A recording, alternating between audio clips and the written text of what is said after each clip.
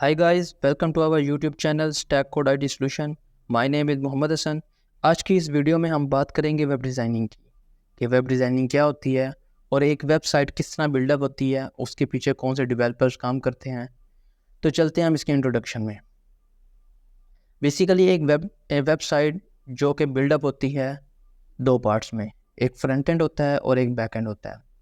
Front end में हम तीन लैंग्वेजेस का यूज़ करते हैं जो HTML होती है, CSS और जावास्क्रिप्ट। एंड देन बैकएंड में हम तीन लैंग्वेजेस का यूज़ करते हैं जिसमें Node.js होता है, Django, PHP, जावा। और इसके अलावा और भी बहुत से डेटाबेस की लैंग्वेजेस होती हैं जिसमें SQL आ जाता है, माइक्रोसॉफ्ट SQL आ जाता है। बहुत से लोग ऐसे हैं जो कि सिर्फ फ्रंट एंड पे काम करते हैं, उन्हें हम फ्रंट एंड डेवलपर कहते हैं। वो सिर्फ फ्रंट एंड बनाते हैं। उसके बाद अगर हम बैकएंड की बात करें तो बहुत से लोग ऐसे भी हैं जो कि बैकएंड पे काम करते हैं, उन्हें हम बैकएंड डेवलपर कहते हैं। जो कि ऐसी वेबसाइट का वो हिस्सा होता है जो कि यूज़र को डिस्प्ले नहीं हो रहा होता। और कुछ लोग ऐसे होते हैं जो कि फुल स्टैक डेवलपर कहलाते हैं, वो फ्रंट एंड और बैक एंड दोनों पे वर्क कर रहे होते हैं। तो अब हम देखते हैं कि फ्रंट एंड क्या होता है। बेसिकली जो फ्रंट एंड है वो वेबसाइट का वो हिस्सा है जो कि यूज़र को डिस्प्ले हो रहा होता है। मेन यूज़र उसे देख सकता है, उसकी जो फंक्शनैलिटीज़ उस पर हुई हैं उसे वो यूज़ कर सकता है। तो अगर हम देखें कि फ्रंट एंड किस तरह बनता है तो वो तीन लैंग्वेजेस हैं जिसमें HTML हाइपरटेक्स्ट मार्कअप लैंग्वेज है, CSS है, कास्केडिंग स्टाइल शीट है, JS जावास्क्रिप्ट। ये फ्रंट एंड के तीन बेसिक पिलर्स हैं। इसके बगैर एक फ्रंट एंड डेवलपर एक डेवलपर नहीं कहलाता, और इसके बगैर जो वेबसाइट का फ्रंट एंड है वो नहीं बिल्डअप होता। क्योंकि ये तीन लैंग्वेजेस बहुत ही इंपॉर्टेंट लैंग्वेज हैं और तकरीबन इन तीन लैंग्वेजेस का ही कम्प्लीटली वर्क है एक वेबसाइट डेवलप करने में। तो अगर हम आगे देखते हैं कि HTML का बेसिकली काम क्या है, CSS का क्या काम है और JS का क्या काम है। बेसिकली जो HTML है वो बेसिक स्ट्रक्चर बनाती है एक वेबसाइट का। अगर हम देखें अपनी ज़िंदगी में तो हम जब भी हमने घर बनाना होता है तो हम उसका पहले बेसिक स्ट्रक्चर बनाते हैं, उसकी मैपिंग करते हैं। इसके अलावा हमने कोई भी चीज़ बनानी हो, किसी भी चीज़ को हमने बिल्ड करना हो तो हम सबसे पहले उसका बेसिक स्ट्रक्चर बनाते हैं। तो सेम टू दिस अगर हम वेबसाइट्स की तरफ देखें तो वेबसाइट में जो HTML है वो एक वेबसाइट का बेसिक स्ट्रक्चर तमीर करती है, उसका बेसिक स्ट्रक्चर को बनाती है। और अगर हम CSS को देखें तो वो स्टाइलिंग करती है, उसके अंदर पेंट स्टाइलिंग, उसके अंदर लोगोस वगैरह उसको खूबसूरत बनाती है। और अगर हम JS की बात करें देन वो एक वेबसाइट के अंदर फंक्शनैलिटी लेके आती है।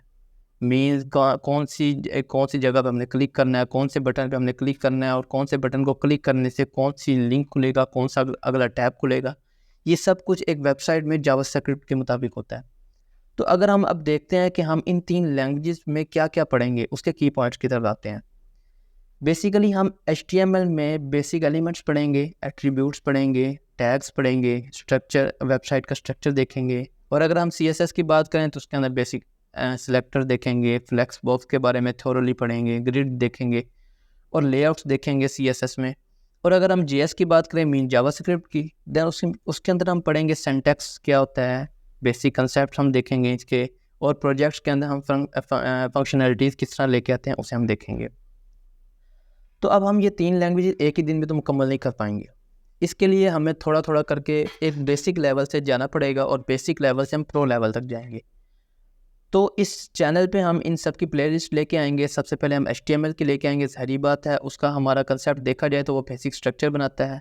तो सबसे पहले हम HTML को देखेंगे। तो सबसे पहले एक प्लेलिस्ट आएगी जिसमें हम HTML के सारा पूरा कोर्स करेंगे। देन उसके बाद CSS का करेंगे और उसके बाद JS मीन जावास्क्रिप्ट का करेंगे। अब HTML इतनी मुश्किल कोई नहीं है। इसके अलावा अगर हम CSS देखें देन वो भी ईजी है। और अगर हम जावास्क्रिप्ट की बात करें देन वो थोड़ी सी डिफ़िकल्ट है, मीन थोड़ी सी मुश्किल है। अगर हम HTML और CSS दोनों पे अच्छी तरह वर्क करें देन जावास्क्रिप्ट हमारे लिए बहुत आसान हो जाएगी।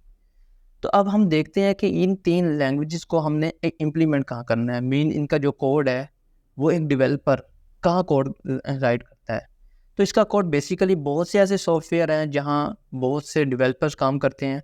मीन्स पहला सबलाइन टेक्स्ट, कोड ब्लॉक हो गया, VS कोड हो गया, नोटपैड हो गया एंड सो ऑन। और भी बहुत से ऐसे सॉफ्टवेयर हैं जिस पे वेब डेवलपर्स काम करते हैं। तो अगर मैं आपको रिकमेंड करता हूँ तो वो VS कोड है, mean visual studio code. Visual studio code इसलिए मैं आपको रिकमेंड कर रहा हूँ क्योंकि बहुत से बड़े बड़े वेब डेवलपर्स इस पे वर्क कर रहे हैं। और इसके अलावा ये माइक्रोसॉफ्ट की तरफ से बना हुआ है और फ्री यूजेबल है। और इसके अंदर बहुत सी ऐसी एप्लीकेशंस हैं जिसे अगर हम इंस्टॉल कर लें तो कोड लिखने में बहुत ही आसानी होगी। ये नहीं है कि जो हमारे पास पिछले सॉफ्टवेयर हैं उस पर वर्क नहीं होता, उस पर भी वर्क होता है। सबलाइन टेक्स्ट बहुत बड़े बड़े जो डेवलपर्स हैं वो यूज़ करते हैं। अगर आप कोड ब्लॉक की बात करें then it is also trusted by web developers.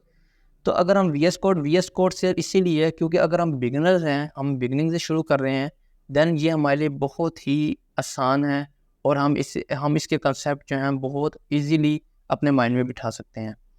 तो आज हमने बहुत सी चीज़ों को पढ़ा। आज हमने सबसे पहले जो है वेब डिज़ाइनिंग के बारे में देखा, एक वेबसाइट किस तरह बिल्डअप होती है, उस पर कौन कौन से डेवलपर्स वर्क करते हैं। ज़ाहिर बात है एक फ्रंट एंड एक बैक एंड, और फ्रंट एंड पे जो वर्क करते हैं वो कौन सी लैंग्वेजेस पे वर्क करते हैं, और उसके अंदर हमने की पॉइंट्स देखे कि हम कौन सी लैंग्वेज में कौन से की पॉइंट्स को देखेंगे।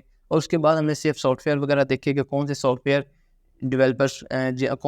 पे डेवलपर वर्क करता है और हमने कौन से सॉफ्टवेयर पे काम करना है। तो बस आज की वीडियो के लिए इतना ही। मिलते हैं नेक्स्ट वीडियो में। अल्लाह हाफिज़।